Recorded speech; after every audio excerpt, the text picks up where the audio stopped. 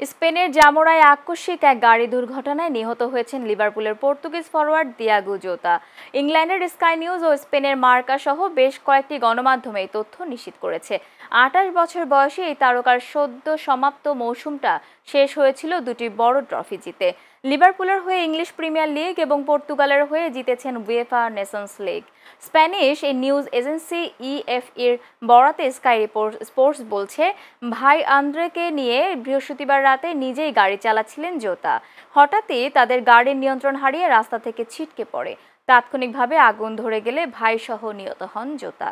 অথচ মাত্র 10 দিন আগে দীর্ঘদিনের বান্ধবী রুথ কার্ডোসোকে বিয়ে করেছিলেন এই পর্তুগিজ স্ট্রাইকার। তাদের দাম্পত্য জীবনে রয়েছে 3টি সন্তান। সেই বিয়ের ছবিও এখনও সামাজিক যোগাযোগ মাধ্যমে ঘুরছে।